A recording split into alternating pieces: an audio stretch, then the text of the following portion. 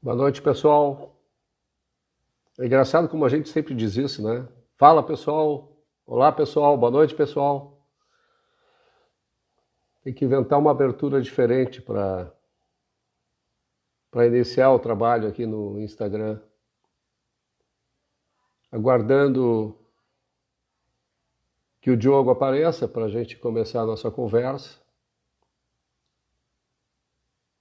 Tem sido muito interessante, para mim, pelo menos, essas conversas que eu tenho feito com todos os candidatos e pessoas envolvidas na política. O Diogo está aí já, não vamos mais perder tempo, vamos chamá-lo aqui.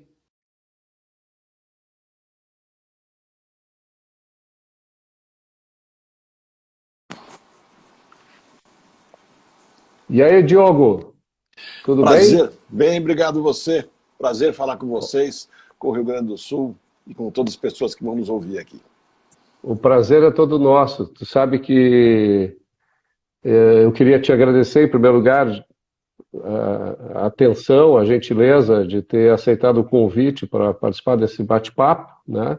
Que eu tenho chamado assim de live sem censura, ou seja, as pessoas vêm aqui e podem dizer o que bem entendem, sendo que este direito gera a responsabilidade de ouvir o que também eu tenho para dizer, né?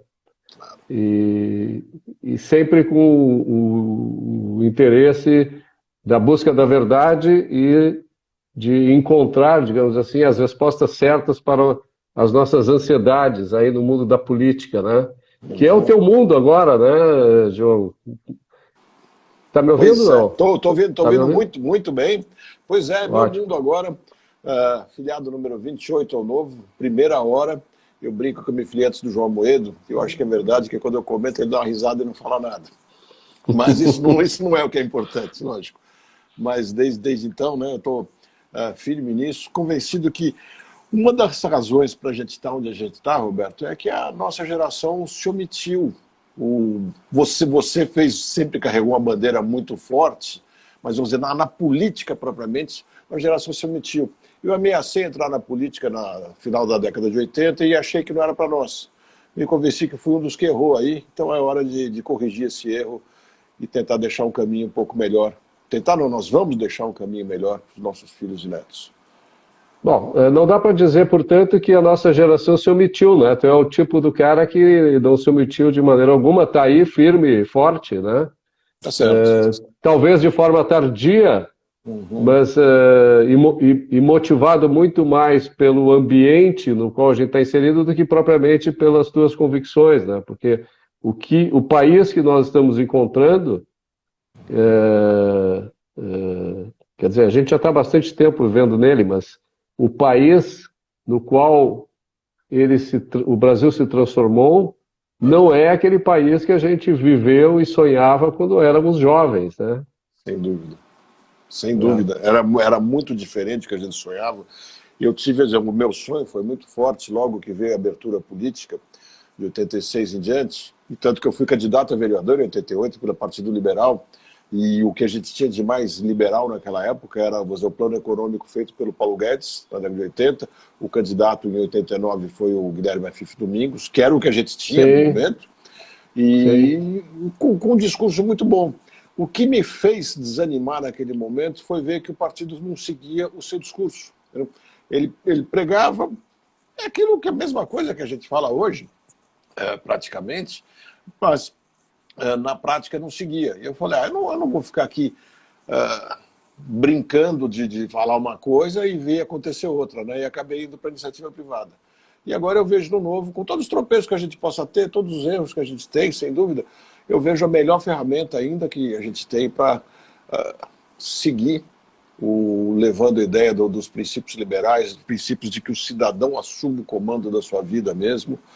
E eu acho que nós temos tropeços, sem dúvida, mas acho que nós temos muitos acertos e vamos produzir muitas boas coisas para esse país. Tenho certeza. Eu também vejo no Novo um veículo onde as nossas ideias podem ser levadas para o contexto social, dentro do debate político, democrático, como é a nossa sociedade, né? para que aquilo que a gente entende ser o mais correto possa ser traduzido em políticas públicas adequadas, né, para a nossa existência. E certamente eu considero o Novo não um partido liberal propriamente, ele é um partido eclético, tá? Há liberais, há conservadores, há libertários, há social-democratas, tem de tudo, né? Tem de tudo ali. Verdade. Mas o partido ele estabeleceu algumas premissas, algumas com as quais eu não concordo, tudo bem. Para que eu possa concordar com todas as premissas de um partido, eu teria que fundar um, né? E no Brasil isso, infelizmente, não é possível. Ou então, se eu quisesse participar da política com as minhas ideias, eu teria que ser independente, o que também não é possível no Brasil, né? Então, é muito bom que o Novo exista e é muito bom que gente como tu, por exemplo, possa entrar na política, fazer política, porque tem um veículo adequado, correto, onde tu possa levar as tuas ideias e as tuas ansiedades, né? Inclusive, já para te botar assim meio na parede, tá? No sem censura aqui, eu queria te perguntar o seguinte, de que forma repercute aí em São Paulo, na candidatura dos candidatos a vereadores pelo Partido Novo, a decisão de não concorrer com o candidato que era candidato a prefeito de São Paulo, o Felipe Sabará. Isso repercutiu positivamente por causa de uma decisão baseada em princípios de integridade, ou isso vai atrapalhar um pouco a candidatura dos candidatos a vereadores? É um tropeço, sem dúvida é um tropeço. Antes eu queria só fazer a menção rápida, vou voltar ao assunto à vontade. O Novo defende no seu estatuto as candidaturas independentes. Se não me engano, é o único partido, e eu defendo muito fortemente a ideia das candidaturas independentes, majoritárias, né? As proporcionais são mais difíceis de fazer, a não ser que a gente mude o sistema, ou que vá alguém com possibilidade de ter muitos votos. Mas o Novo defende isso e acho que nós vamos chegar lá um dia, até porque o Pacto de São José da Costa Rica estabelece que possa-se ter as candidaturas independentes e ele prevalece até sobre a nossa Constituição quando se fala de direitos humanos, né?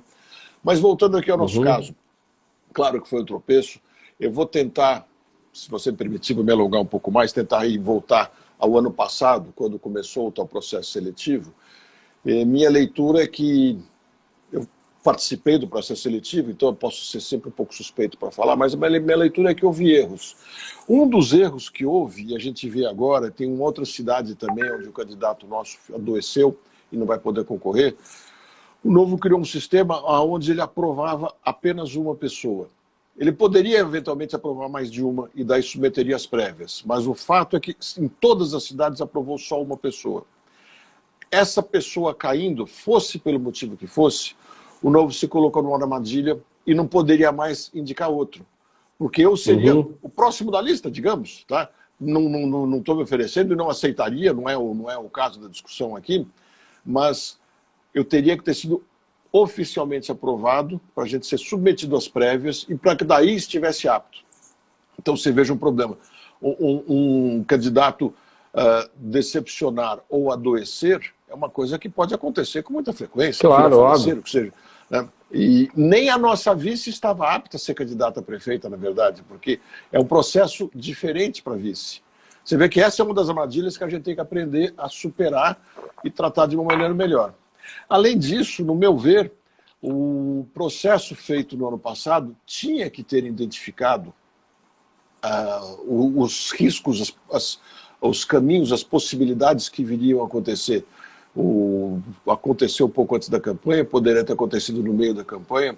Então, de novo, além de ter que pensar num plano B de qualidade, tem que pensar também em fazer com mais profundidade o processo seletivo para que isso não aconteça de novo. Agora, atrapalhou as candidaturas? Sim, sem dúvida, porque nos faz ter que discutir assuntos que não são pertinentes às nossas pautas de verdade, à cidade de verdade, né? A gente fica discutindo. E o que eu acho pior de tudo, no meu ver, o Novo já tem um tamanho, não é grande ainda, mas já tem um tamanho para que se sinta, na minha opinião, obrigado a apresentar candidatos à altura, uma oferta, uma solução à altura, pelo menos nas cidades grandes.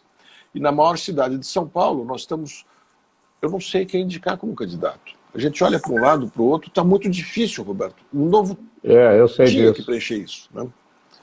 Sem dúvida. Mas, agora, mesmo essa assim, dificuldade, essa dificuldade de se apresentar candidatos existe porque as pessoas elas não têm tido vontade, não têm tido a iniciativa de colocar o seu nome,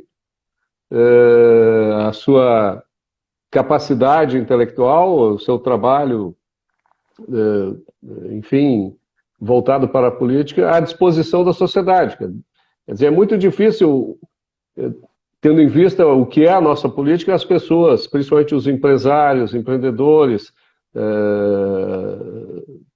pessoas que têm capacidade de gerir uma cidade como São Paulo, elas não têm tido elas têm se omitido, digamos assim, dessa possibilidade, né, de fazer aquilo que a gente gostaria que fizessem, né?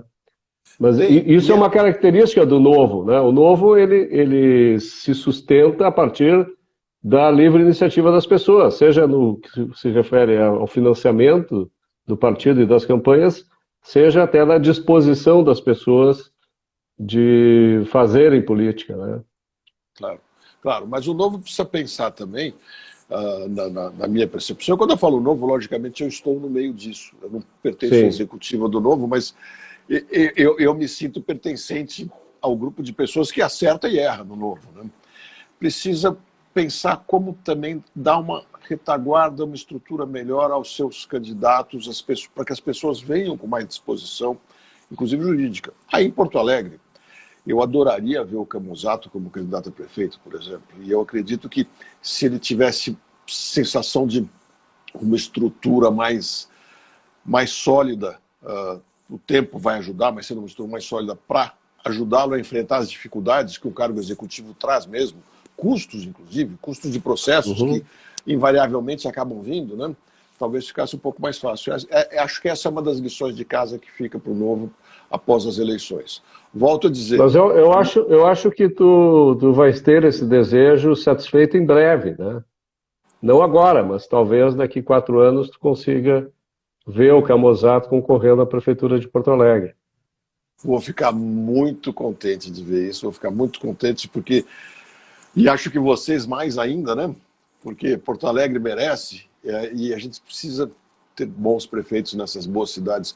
Tem muita coisa que uma visão de mais liberdade, de mais autonomia para o cidadão pode dar, e que a gente vê os nossos dirigentes estão muitíssimo longe disso, né? O discurso deles continua a ser de prende, atrapalha, aí assopra, promete, oferece ajuda pequenininha, e tudo isso com o dinheiro do sujeito, né?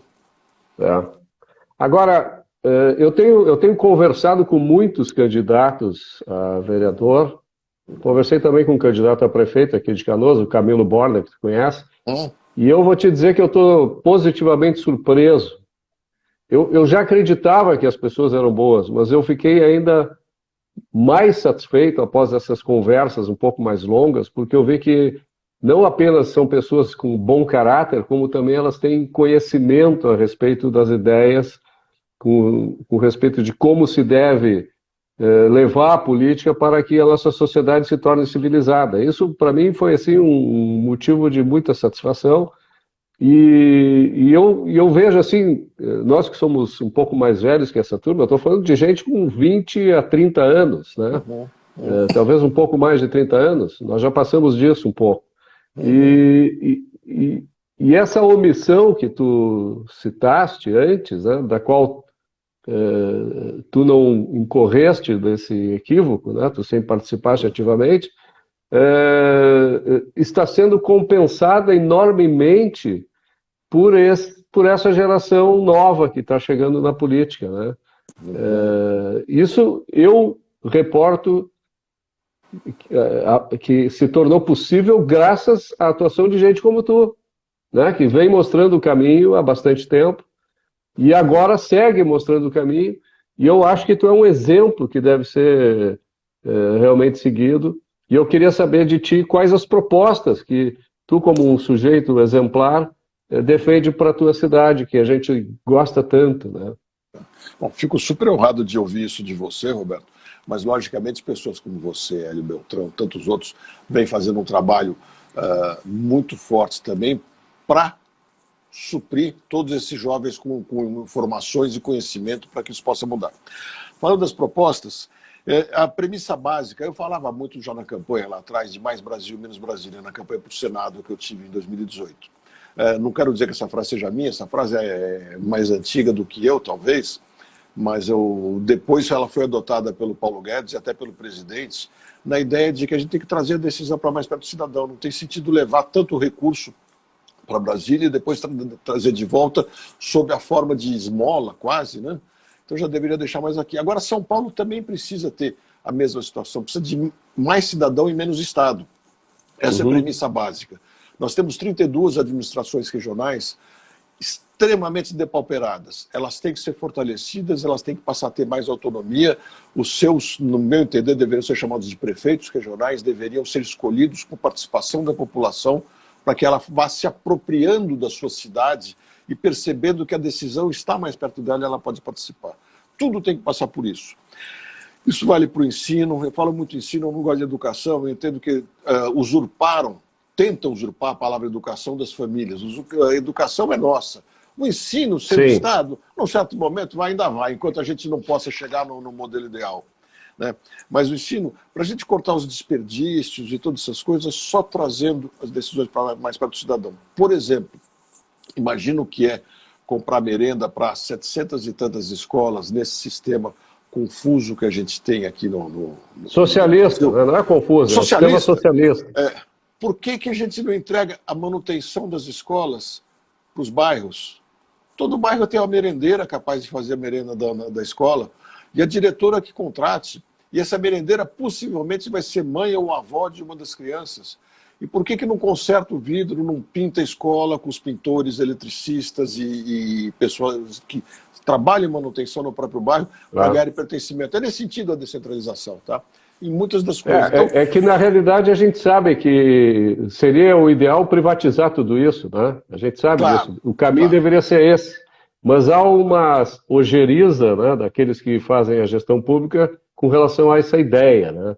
E só para a gente analisar um pouco mais essa questão da descentralização que tu falaste, que seria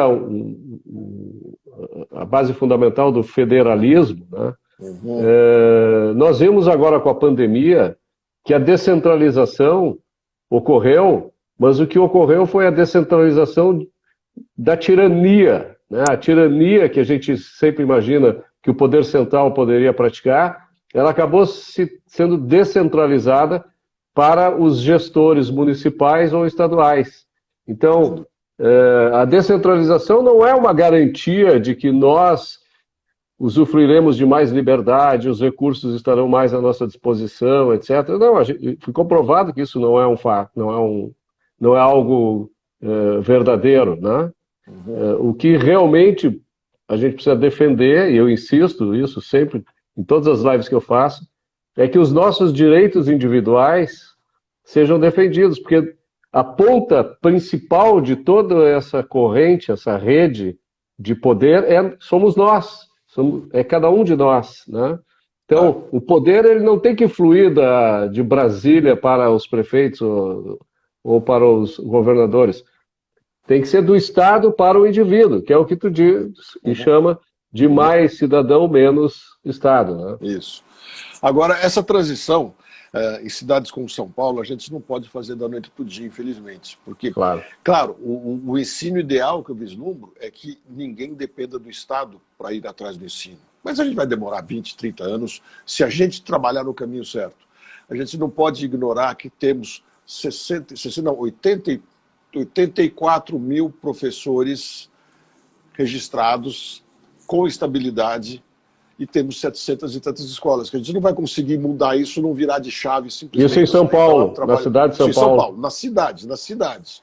O estado de São Paulo tem 5.400 escolas, todas sob o comando de um único secretário, que não sabe o nome de 5% delas, e não estou criticando o secretário, não dá para saber, não dá para ser centralizado. Não, é impossível. Então, é um processo que vai caminhando lentamente.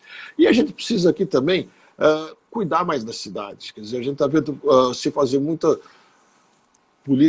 uma política ideológica de dar um presente, dar uma esmola, usar o nosso dinheiro para nos dar algum presentezinho e tal, e esquecem de fiação de qualquer jeito para tudo quanto é lado, ninguém fala nada, buraco. Quer dizer, administrar a cidade, fazer o cotidiano, deixar de ser poder público e virar administrador municipal é o que a gente tem o serviço de zeladoria, né? Que tu tá te referindo. Zeladoria. Exato. Agora, tem uma coisa que eu queria lançar com você aqui, é uma ideia, ela não está pronta ainda, é uma ideia que demanda debates. Eu sei que ela traz algumas discussões, assim, algumas torcidas de nariz até de liberais, mas eu acho que nesse momento vale muito a pena a gente colocar. Eu lancei ela na quinta-feira numa entrevista na Rádio Trianon e a repercussão tem sido muito boa. Na situação que a gente está, com essa pandemia, com essa necessidade de gerar emprego, e a gente vendo que o nosso prefeito, que lacrou com solda portas de lojas, até agora não deixa as crianças estudarem, está dizendo que a missão dele é a geração de empregos. Isso me deixa assim atônito de ver como ainda existem pessoas que dizem que irão votar nele ainda por cima, né? Mas o que a gente pensou em desenvolver aqui? Nós temos alguns bairros da cidade que são cheios de ilegalidades, porque é tanta regra do tal do poder público que a pessoa não consegue morar naquele lote mínimo, não consegue fazer a janela como manda a lei, etc. Então ela fica ilegal e não tem a regularidade. Nós temos bairros inteiros assim aqui. Né? E alguns bairros não tem nenhuma geração de emprego. Iguatemi, aqui em São Paulo, é o bairro que menos tem. Não tem nada a ver com o shopping Iguatemi. Iguatemi é na Zona Leste. Sim, é um dos bairros de São Paulo. O Grajaú também, no Alto da Brasilândia também. O que a gente está estudando aqui para debate é criar os bairros de economia livre. A autonomia que nós temos é na cidade. Então que a gente crie nesses lugares alguns quadriláteros onde fique definido. Quem se instalar ali para fazer o que queira não precisa de autorização prévia no alvará. Sai do princípio de autorização e entra no da declaração. Ele declara o que está fazendo. Fica livre de IPTU, de taxas e de ISS. Uma zona onde facilita. E a gente procura convencer o governador, que se diz um liberal, a também criar alguma isenção de ICMS, de tal maneira que a gente possa instalar esses polos lá. Alguns vão dizer, isso é criar privilégio. Eu digo, talvez seja mostrar como é possível andar para frente com imposto zero e depois de um quadrilátero virar 2, 3, 4, 5, 6, 7. Essa é uma ideia que a gente quer debater com a sociedade. Tu sabe que essa ideia, mais ou menos nessa forma, ela já foi adotada, de fato e de direito, a partir de 1978, no país que teve o maior crescimento econômico da história da humanidade em tão pouco tempo, que foi a China. A China criou zonas de desenvolvimento econômico, onde o capitalismo laissez-faire funcionava na prática. As pessoas tinham uma ideia, colocavam aquela ideia para frente, né? Empreendiam, e a partir daí iam desenvolvendo o seu trabalho. Tá? É inacreditável que nós, que achamos, porque não somos, certamente, um país capitalista, nós somos um país cuja economia é mista, né?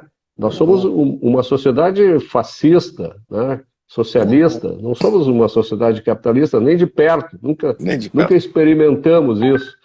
É interessante que 40 anos depois, ou mais de 40 anos, nós queiramos repetir aquilo que liberou os chineses do comunismo. Quer dizer, nós precisamos, através da tua ideia, através da tua ação, liberar os brasileiros, os pobres, principalmente, que estão vivendo de forma muitas vezes indigna, do comunismo que se instalou no Brasil, principalmente a partir da Constituição de 88. As pessoas não entendem muitas vezes esse processo, né? Chamam a China de um país comunista. Comunista é o Brasil. Socialista é o Brasil. Né? É muito mais fácil tu empreender na China do que tu empreender no Brasil. Claro. Se disserem que a China é um país autoritário, eu estou de acordo. Mas dizer que é comunista... Certamente. Eu acho isso... E a nossa ideia surgiu justamente lembrando do que aconteceu na China. E, em primeiro momento, veio aquela trava maldita. Ah, mas não dá, isso é atribuição federal. Até que numa conversa a gente falou, por que a gente não pode começar, que seja numa dimensão menor da municipal, mas se não der o primeiro passo, não vai dar o segundo, né? Sem dúvida. E se você imaginar que nesse bairro quase todos os imóveis estão na ilegalidade, nem uma antena de celular consegue chegar lá, quase muitas vezes, porque eles têm que cumprir uma série de normas ambientais, que eu também não consigo imaginar qual é essa questão ambiental tão séria, que não chegam lá. O resultado, o retorno já não é tão grande, porque é um bairro com menos poder aquisitivo. Você cria as dificuldades e não vai. Então, o que eu imagino, dando essa possibilidade, um dos que possivelmente não quero dirigir, eu quero apenas criar a condição e que a coisa aconteça. Um dos primeiros a chegar lá talvez venha ser a antena de celular. O cara vai falar, puxa, eu consigo me instalar ali com facilidade, eu já vou logo para lá e me instalo. Atrás dela, talvez apareçam as empresas de telemarketing, não sei quais. Porque elas gerando emprego e trabalho. Gerando emprego no local, de gente que vai a pé, né? Ou outras que a gente nem imagina. Eu insisto, não quero dirigir... Ou faça home office, né? Faça home office também. Também. Agora, para fazer o home office, tem que ter uma internet de qualidade que muitos desses bairros não têm. Né? E não é o Estado que vai fazer isso, a gente sabe, né? Por mais que o Bruno Covas diga que a gente sabe que não é. Agora, tem dois aspectos que eu acho interessantíssimo nessa tua ideia, que é o seguinte: em primeiro lugar, o fato de se desonerar a população, né, para que ela possa empreender, e mais, reconhecer a titularidade do imóvel no qual ela vive como seu, não é um privilégio que está dando para a pessoa, é o reconhecimento de um direito. Que as pessoas têm o direito de empreender livremente, têm o direito de não pagar impostos, que é uma violência, né? O Estado, no meu modo de entender, deveria ser financiado voluntariamente. E a pessoa que está, como no uso capião, a pessoa que tomou conta de um terreno do Estado deve ter reconhecida a sua propriedade dentro daquela ideia do homesteading, né? Da primeira apropriação, né? Quer dizer, isso é reconhecer direitos individuais que são a base fundamental para que a gente possa viver em sociedade e possa fazer com que essa sociedade se transforme numa sociedade civilizada e produtiva e próspera, né? Então eu aplaudo essa tua iniciativa, espero que tu consiga passar agora pela barreira da eleição, né? E leve isso adiante. Muito bom. Estou muito entusiasmado. Vou te contar uma história, depois eu volto nesse assunto, até eu quero mais ideias, mas vou te contar uma história muito emblemática que eu vivi dentro do que você falou. Num bairro aqui próximo da represa Billings, mas longe da água, sabe? Não tem nada a ver com área de manancial. Ele está numa parte mais alta até. Mora lá a Dona Helena e muitas outras pessoas. Chama Jardim Novo Pantanal. É interessante ter esse nome porque ele não está numa região alagadiça, é um bairro relativamente alto. Tem a parte baixa dele, mas são 2 ruas só. Ali mora a Dona Helena, como muitas outras pessoas. Faz 26 anos que ela mora no mesmo imóvel, de 70 metros quadrados. Ela fez a casa dela, a casa da filha em cima e a casa do filho na frente. Esse imóvel, tudo bem, era uma invasão, como você diz, mas 26 anos. Agora, esse imóvel não pode ser regularizado porque ele está abaixo do mínimo, que é 125 metros por imóvel. A nossa legislação entende que todo mundo, para viver dignamente, tem que ter um terreno grande, que tem uma jabuticabeira, que tem uns pezinhos de milho, que possa ter suas galinhas, e a sua casa no meio, sem encostar em todas as laterais. Na prática não funciona. E eu fui entrevistá-la, perguntando quais são os problemas aqui do negócio. Não, nada. O mercado está perto, a lotérica está aqui do lado, farmácia também, tem até posto de saúde, a vida está boa. Ela tem 70 e poucos anos. Aí que a gente entrou nessa questão da legalidade, que a gente foi vendo os únicos problemas que ela tinha e nem se dava conta. Ela não tem como transferir o imóvel para uma pessoa com segurança, ela não tem como sair para viajar, para voltar para a Bahia, que ela é da Bahia, e saber que aquele imóvel dele está garantido. Né? E mais, ela paga coleta de esgoto. Até isso ela tem, coleta de esgoto, tem tudo certinho, apesar de o imóvel dela, a casa da filha dela não tem janela, ela tem um sistema de ventilação sem janela. A prefeitura também não aceita uma coisa dessas, mas ela está lá feliz, foi assim que ela edificou. E é o que ela pode. Né? Paga o esgoto, 30 e poucos reais por mês, a Sabesp traz o esgoto dela por 3 a 4 quarteirões até a beira do rio e deposita o esgoto de volta no rio. E assim fica. Quer dizer, esse é o poder público que a gente vive. Né? Ela é ilegal, ela é criminalizada e não pode ter tipo de propriedade. E nós temos a maior empresa de saneamento do Brasil fazendo isso e a prefeitura fazendo de conta que tudo está bem. Quer dizer, que raio de perseguição à ilegalidade é esse que o grandão lá pode e ela não pode? Né? Existe um termo aí que a gente costuma utilizar que normalmente a gente encontra quando acontecem essas coisas que se chama corrupção, né? Uhum. É triste dizer, mas é isso. Nós temos esse problema aqui. A Sabesp, e eu não quero dizer, o problema não está na Sabesp, está no cliente dela. Porque a Sabesp ela tem entre seus clientes cidades como Franca, que tem o melhor esgoto do país. Ela está sempre entre as 3 primeiras nos rankings de qualidade de coleta de esgoto. Ela tem um péssimo cliente aqui, que é a prefeitura, que certamente a corrupção legalizada ou ilegal, ou legal ou ilegal que existe, que acontecem coisas inacreditáveis. Ela coleta 97% do esgoto da cidade e trata 65%, e fica por isso mesmo. Está muito errado esse negócio. Né? Mas queria voltar um pouco, então, aos os bairros de economia livre. A gente começou a discutir isso mais a fundo e pensamos, só vai funcionar se a gente se instale quem quiser, inclusive residências. Ou você acha que deve ser um pouco mais dirigido? Tem que ser apenas empresa. A primeira coisa, a ideia é dar emprego, então tem que ser apenas empresas que gerem emprego. E eu tenho muito receio disso, porque a gente já começa a regular a desregulamentação. Eu acho que o uso do solo, eu acho que ele, como tudo na vida, tem que ser absolutamente livre.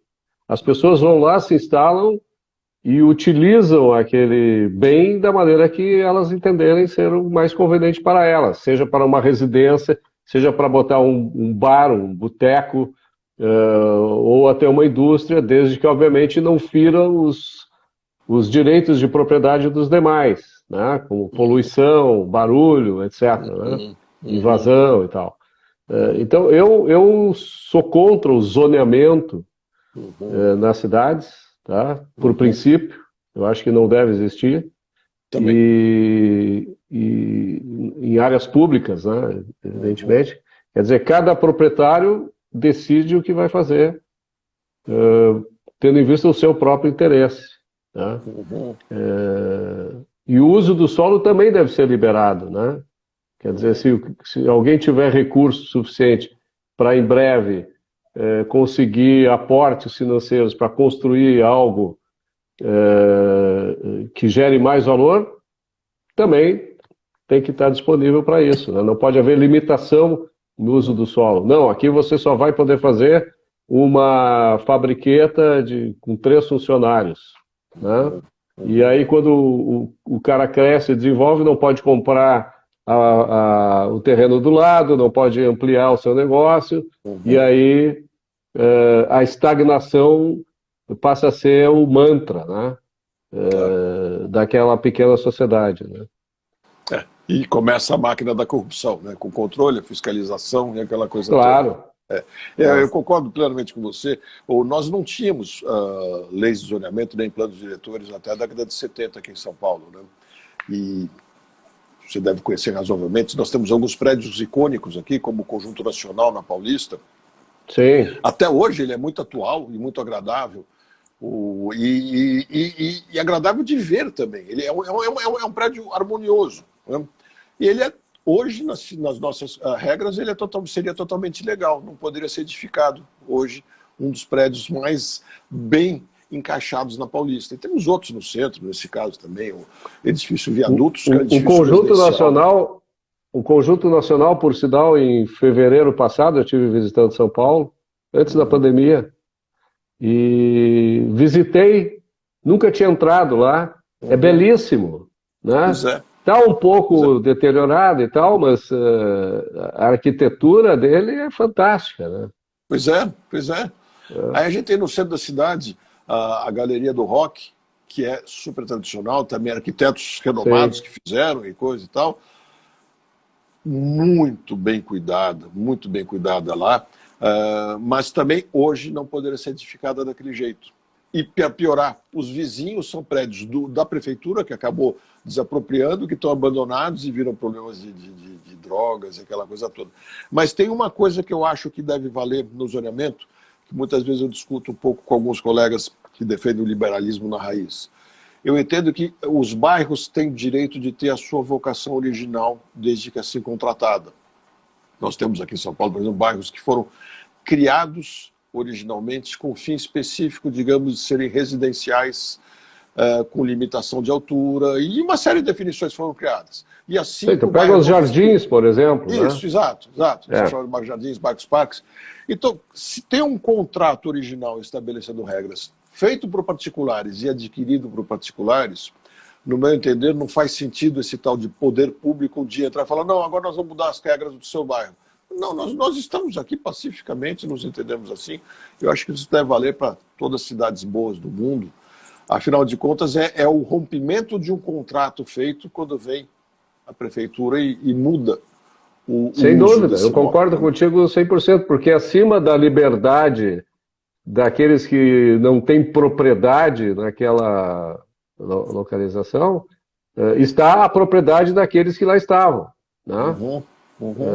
Eles têm o direito de usufruir da sua propriedade da maneira como adquiriram e com todos os direitos e deveres que fazem parte desse contrato, não há a menor dúvida.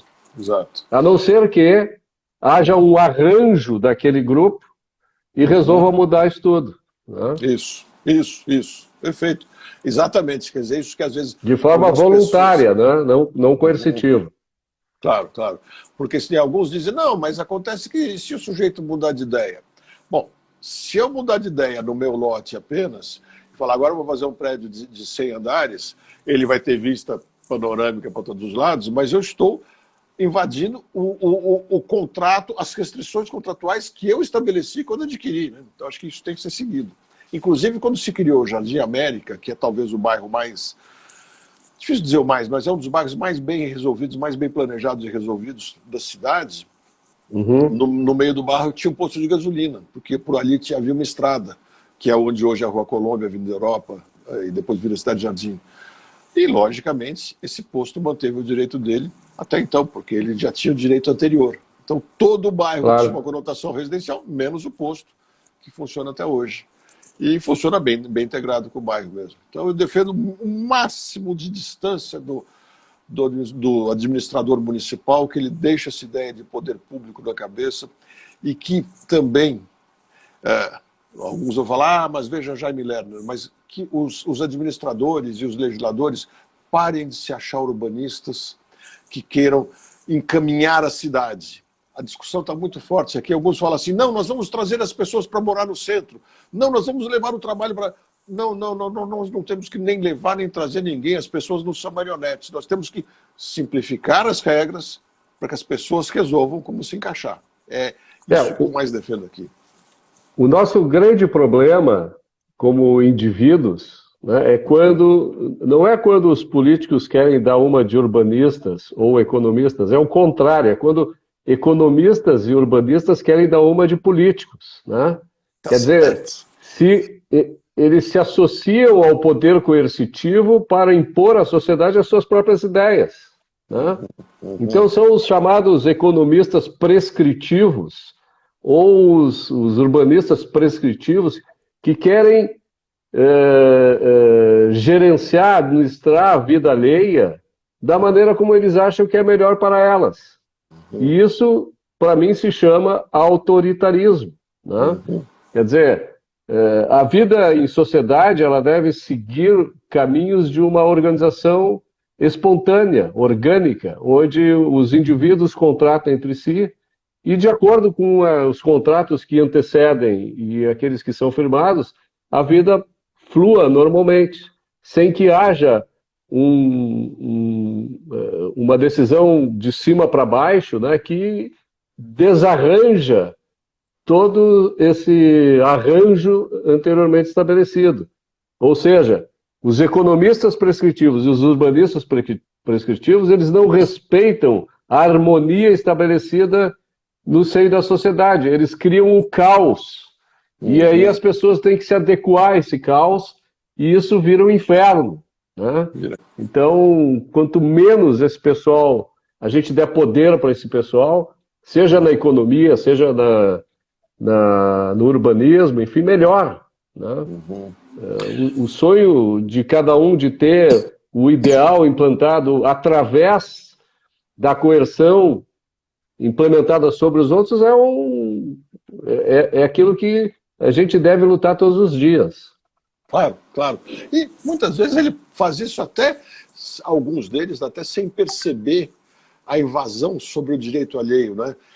Mas eu acho que rapidamente vem um político já com uma visão mais controladora, mais estatista mesmo, mais tirana, e aproveita esse discurso e fala, esse discurso é vendedor, e pega ele e leva para um caminho atrapalhado, né?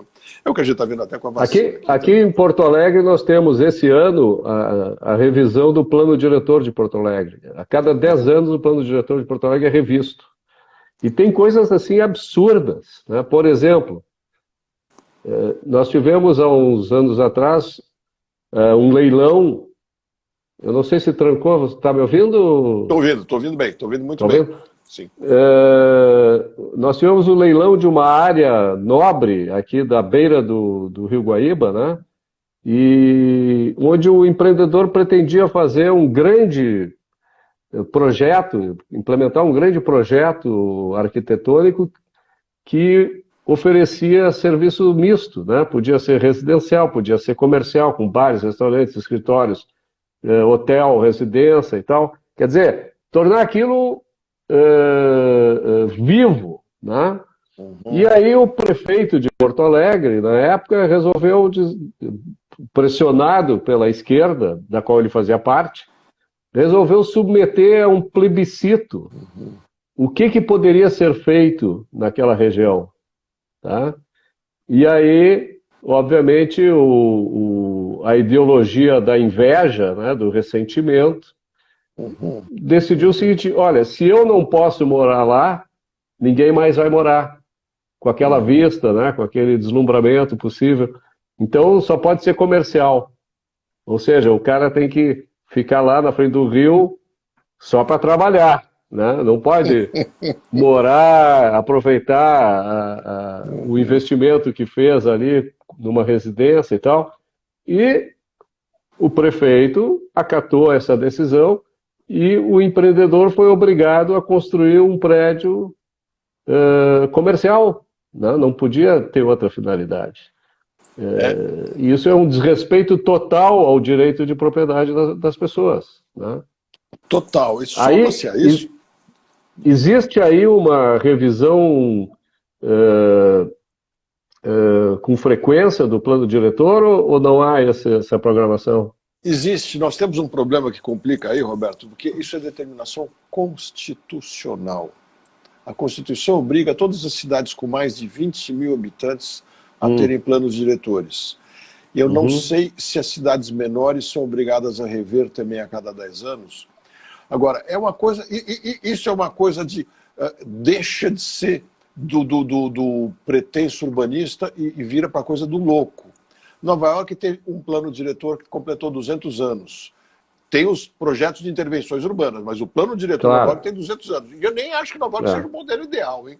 Acho que tem cidades com visões mais liberais ainda.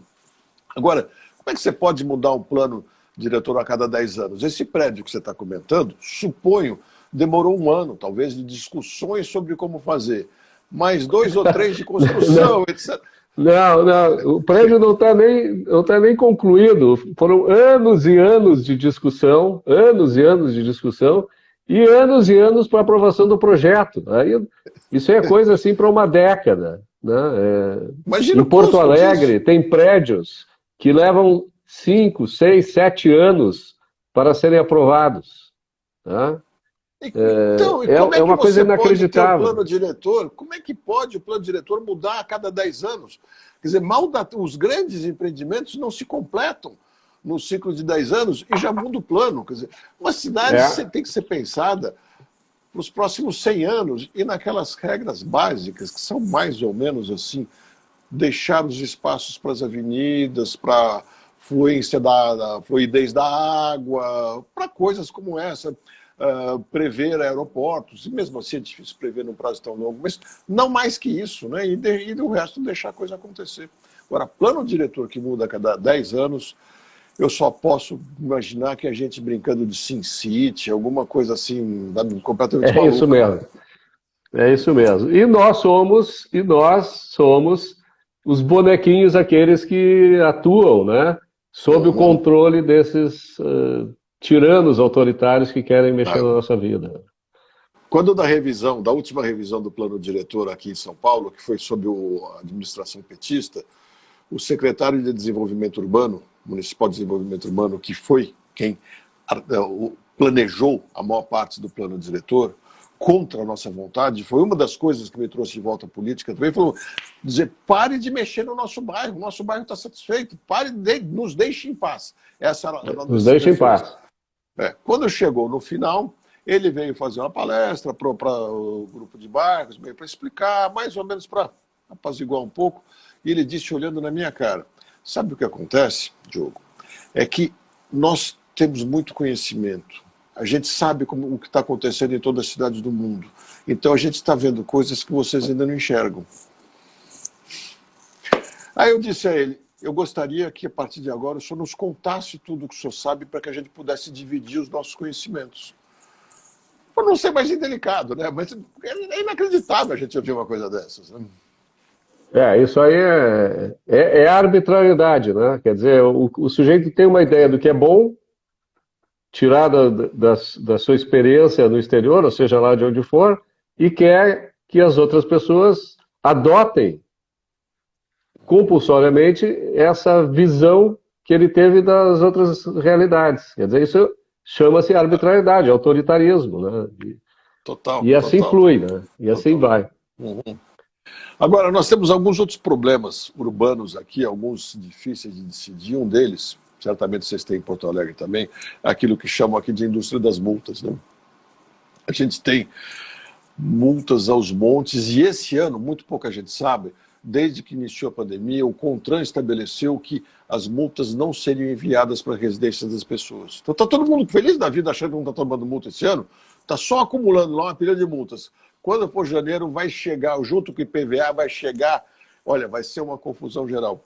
Mas é também legislação federal que estabelece valor de multa, pontuação e uma série de coisas, e a gente perde um pouco a ação aqui. Esse é um trabalho que a gente tem que fazer junto aos deputados federais para tentar trazer mais possibilidade de decisão sobre as multas para cá, porque é outra coisa que é infernal. O motorista paulistano melhorou muito de anos para cá. Eu ando muito de patinete pela cidade. Uhum, eu vi os teus vídeos. Logicamente que eu sou mais vulnerável, vamos dizer. Até tive um pequeno acidente com o ônibus outro dia, mas nada demais. Foi só o patinete que se estragou um pouco. Mas eu vejo que eles respeitam. Eu não levo sustos, não tem havido coisas assim, nada de normais. Eles são mais disciplinados, não tem sentido tratá-los como quase marginais tomando a carta de todos os outros. Nós vamos ter que fazer um trabalho, um mutirão de vereadores das cidades todas do país para exigir do CONTRAN que nos entregue mais poder de decisão para mudar isso aí. Né? Sem dúvida alguma. Sabe que eu tenho uma experiência pessoal, eu adotei uma prática arriscada, né, aqui no Brasil, em Porto Alegre principalmente, que o gaúcho está muito acostumado a andar a cavalo, né? E tem muita gente que anda de carro como se estivesse andando a cavalo, tá? Então, é risco de vida, muitas vezes. Mas eu, há muitos anos, eu atravesso as ruas na faixa de segurança sem olhar para o lado, tá? Eu tenho uma atitude positiva, eu não paro, olho e vou. Porque se eu parar, o carro que vem não vai parar, ele vai adiante. Porque ele viu que eu me submeti ao poder da força do carro sobre uma pessoa, né? E ele aproveita então a oportunidade. Eu faço o contrário, eu sigo. E eu vou te dizer o seguinte, em todos os casos até hoje, com exceção de um, os carros pararam na faixa de segurança e respeitaram o meu direito, né, por ter chegado antes, naquele local, de cruzar a faixa livremente, sem nenhum problema. Então é muito da mentalidade, a gente tem que treinar as pessoas também a serem civilizadas, né? Claro. Enfrentando-as, mostrando que eu tenho direito e tu vai respeitar. Não é porque tu está num carro, ou não é porque tu está dirigindo um ônibus e tal, que tu não vai respeitar aquele pelo qual tu deveria estar fazendo de tudo para proteger, né? Já que tem um poder maior do que o motorista tem um poder maior do que o pedestre, né? Porque um está protegido no seu carro e o outro não tem esse tipo de proteção. Essa cultura precisa ser desenvolvida, né? E não é de cima para baixo também, tem que ser nossa relação interpessoal, no meu modo de entender. Tem que ser. Admiro demais sua coragem, mas não sei se eu vou adotar essa prática, não. Eu adoto algumas assim, mas eu não sei se vou chegar até agora de adotar tão firmemente assim. Tu sabe que eu faço isso em São Paulo também. Em São Paulo é mais difícil. As pessoas lá não estão acostumadas a ter um maluco cruzando a faixa de segurança achando que tem esse direito, né? Em São Paulo, o paulistano, principalmente, ele é mais dono da rua, né, quando está dirigindo, do que o gaúcho. O gaúcho aqui já aprendeu um pouco, talvez até por causa das minhas lições, né? Eu caminho bastante em Porto Alegre. Tá. Eu vou pensar numa roupa especial para começar a fazer isso aqui em São Paulo também. É isso aí. Agora, mantém em dia teu plano de saúde, né? Não esquece disso. Claro, claro, sem dúvida. Agora, essa solução é justamente, se ela, de toda maneira, ela vem de encontro àquela ideia de que as decisões têm que estar mais perto dos cidadãos, né? Sobre as multas, sobre as regras, sobre tudo, né? E sobre o que você está falando até de travessia, né? Os cidadãos têm que entender que eles são donos de decisões e responsáveis por ela, né? Sim. É uma outra coisa muito ruim nessa maneira do poder público preferir tanto usar muito mais o tal sistema de autorização do que o da declaração, né? Então, se eu tenho até a carteira de motorista, se me deram carteira de motorista, quer dizer que alguém disse que eu posso dirigir. Opa, então ele também tem responsabilidade. Eu sou um pouco menos responsável, né? Pode parecer um exagero o que eu estou falando, mas isso vai indo em muitas coisas. Quanto menos houver essa coisa das autorizações e mais da responsabilização de cada um de nós, isso vem caminhando mais tranquilamente. E é primeiro tirar o princípio da autorização, porque a responsabilidade não vem sem a liberdade, né? Quer dizer, enquanto tiver alguém dizendo que eu posso e que eu não posso fazer, eu me sinto no direito de ser menos responsável, né? E essa é uma coisa que eu acho que... Existe uma perversão de uma ideia, e inclusive o Novo utiliza muito isso, que é a tal da liberdade pressupõe responsabilidade. Isso é uma inversão absurda, né? Porque responsabilidade, ou seja, uma ação moral, moralmente defensável, pressupõe liberdade. Porque se eu não tenho o direito de escolher o que eu vou fazer de acordo com o meu pensamento, não há moral nisso. Há apenas obediência, né? Então, a responsabilidade não é minha, a responsabilidade é de quem está me obrigando a fazer daquela maneira. Isso eu vejo repetido N vezes e saúdo o fato de tu dizeres exatamente o contrário daquilo que a gente ouve por aí. Talvez a experiência nossa aqui seja um fator determinante para entender que responsabilidade pressupõe liberdade, diferentemente do que os outros pensam, né? Pois é, pois é.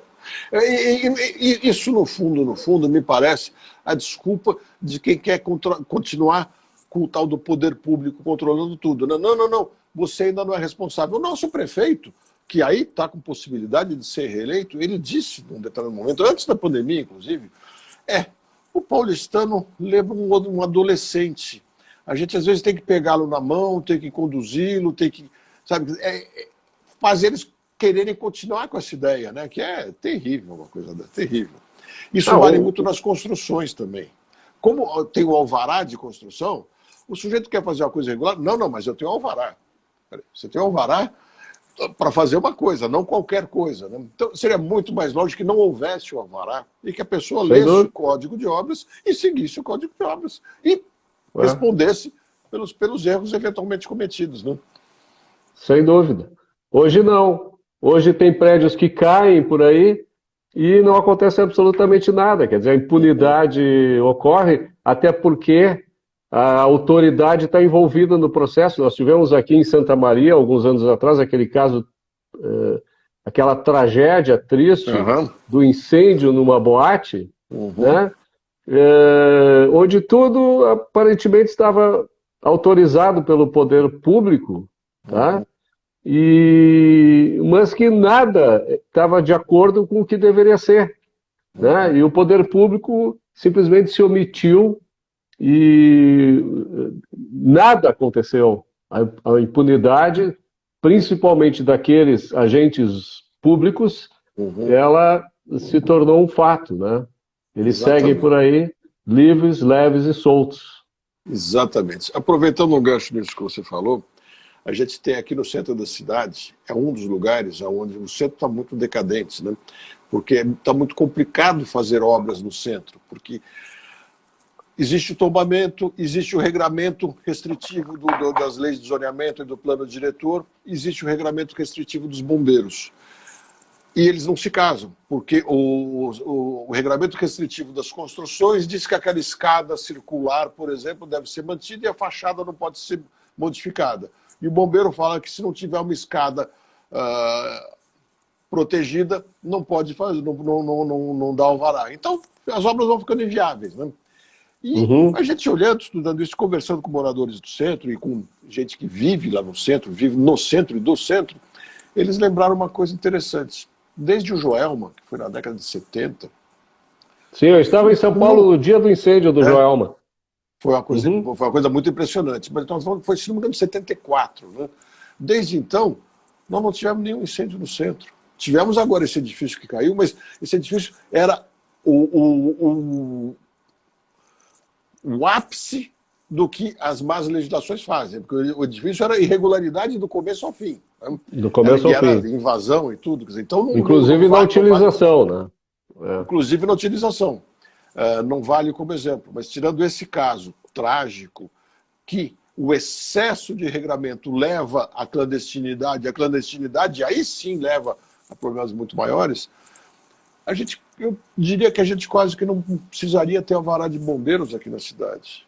Agora, se houver crime no caso de um incêndio, que se pague com muita seriedade. Claro, sem dúvida. Sem dúvida alguma.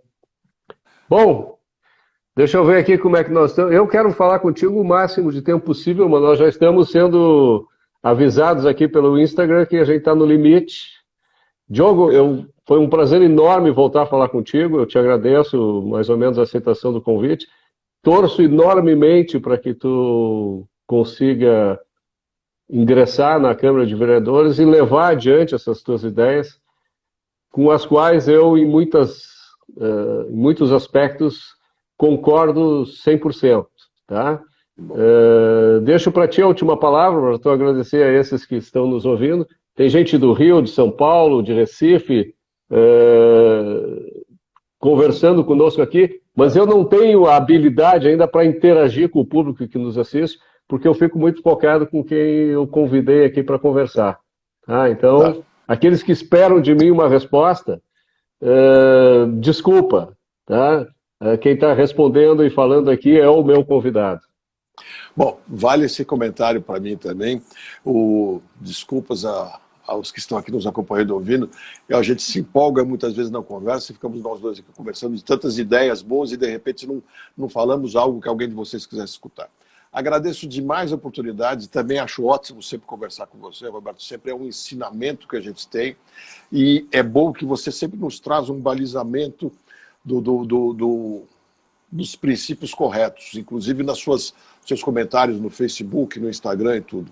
Muitíssimo obrigado a todos, muitíssimo obrigado a você pela oportunidade, que a gente tenha outras para falar mais e que a gente possa falar dos bairros de economia livre em breve, com mais consistência. Eu quero levar isso adiante mesmo. E a quem está aqui e tem pessoas que moram em São Paulo ou moram em São Paulo, eu peço, participe da nossa campanha. Vencer uma campanha contra candidatos que estão usando, a vereador que usam 2,5 milhões de reais de dinheiro público, é muito difícil. A gente precisa do trabalho de todos vocês. Meu número é 30500, por sinal, é o mesmo do Camozato aí em Porto Alegre. Eu quero isso, é o mesmo número. O número de chegada e vamos mudar realmente, porque juntos nós vamos mudar São Paulo. E não achem que é votar em mim e está resolvido. É a participação das pessoas, cobrando, lembrando, trazendo ideias. Ninguém vai salvar vocês do nada. É vocês virem junto para a gente participar e fazer a mudança. Aí eu realmente acredito. Muitíssimo obrigado a todos. E, logicamente, ao Roberto por essa iniciativa, sempre muito boa. Beleza. Obrigado e boa sorte, Diogo, então. Um abraço, Valeu. Boa noite a todos. Um abraço, boa noite.